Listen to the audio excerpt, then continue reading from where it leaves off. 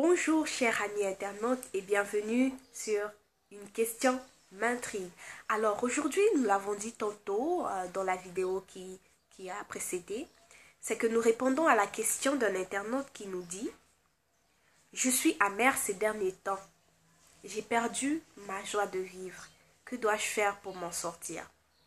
Alors si vous nous avez bien suivis, nous avons dit tantôt qu'il faudrait en premier temps rentrer en toi-même, réfléchir à qu'est-ce qui a bien pu se passer dans ta vie, qu'est-ce qui a bien pu te causer cette perte de joie de vivre. Il y a forcément une origine et cette origine, toi seul peux la détecter en remontant le temps. Bien sûr, il y a beaucoup de choses qui peuvent nous rendre amers et je vais citer juste 3 parce qu'il y a plein d'autres choses. La première chose qui peut nous rendre amers, c'est lorsque tu constates qu'une situation dans ta vie ne change pas.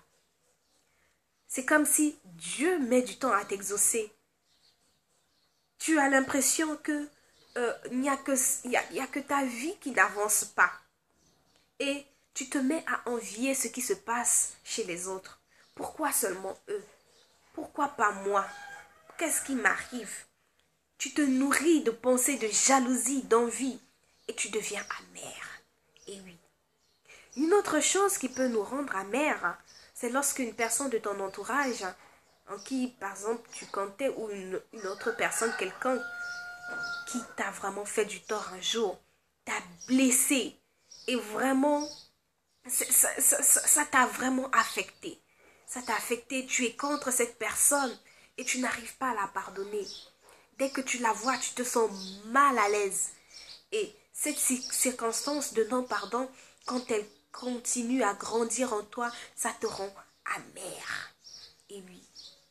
Une autre chose qui peut nous rendre amer, c'est lorsque tu es passé par une circonstance, soit ça peut être la perte d'un être cher ou autre circonstance qui, avec le temps, te dépasse.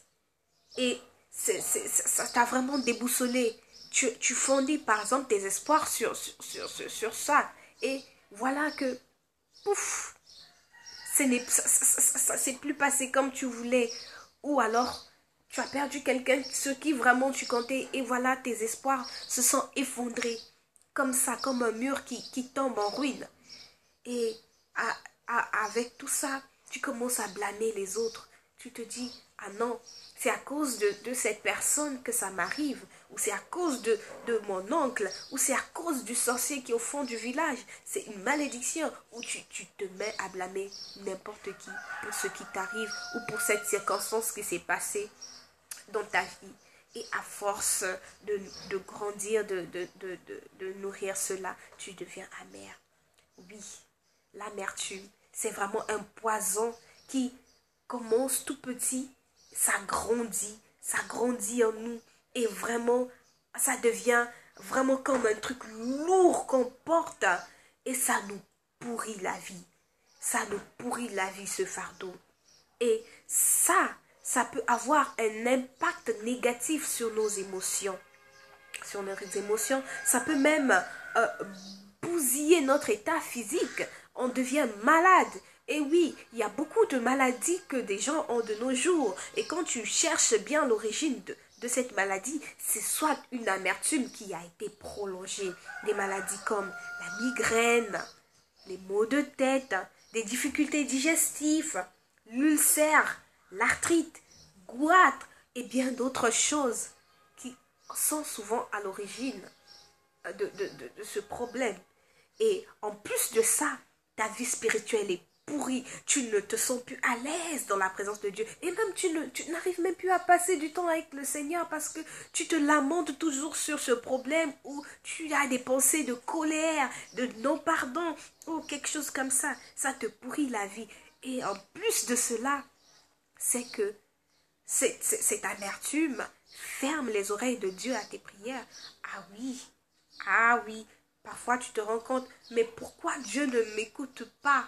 Et parfois c'est à cause d'une circonstance qui t'est arrivée, que tu es devenu amer, ou alors une personne que tu n'as pas pardonné depuis longtemps.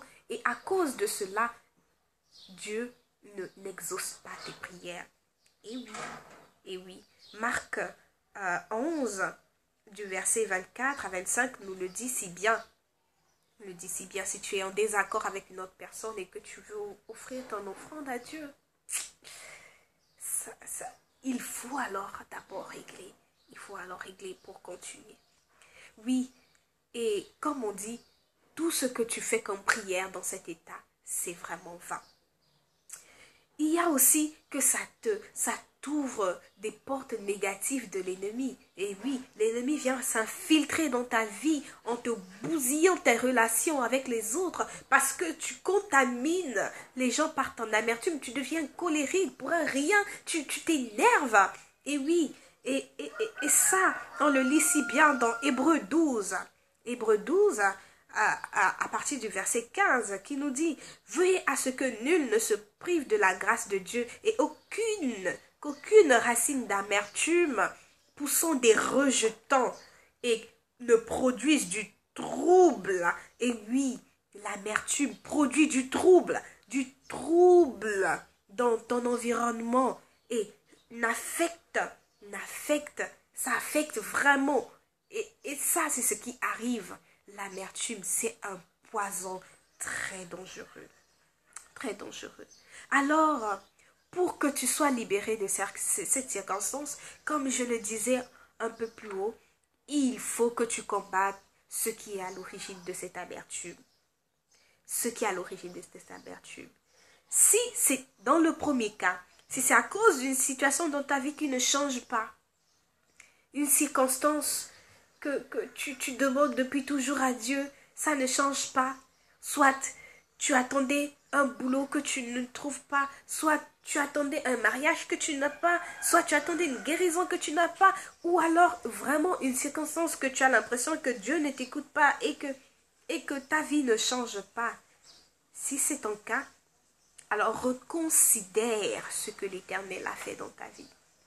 Et oui, si tu réfléchis en toi-même, tu verras qu'il y a bien des choses que le Seigneur a fait dans ta vie que d'autres n'ont pas eu. Oui, recompte encore les bienfaits de Dieu.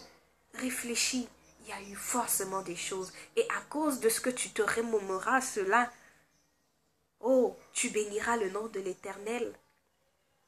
Tu béniras le nom de l'Éternel. Parce que tu verras les bontés de Dieu dans ce qu'il t'a donné jusqu'aujourd'hui. Oui. Si c'est cette situation vraiment qui te gangrène, il faut que tu fasses ce pas.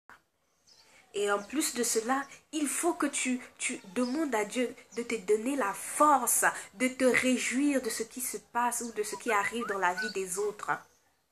Et oui, de ce qui arrive dans la vie des autres. Il faut que tu t'y réjouisses. Ah oui. Parce que tout le monde ne passe pas par les mêmes situations. Dieu n'agit pas de la même façon dans la vie d'un tel ou de telle autre personne. À telle personne, elle est passée par là, sans doute, elle a eu son chemin très, très dur, ou alors il y a une circonstance qui fait qu'il fallait qu'elle passe par là.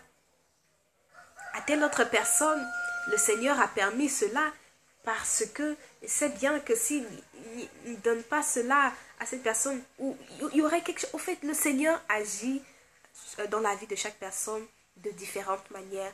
Et il faut bénir le Seigneur pour ce qui arrive aux autres et non les envier.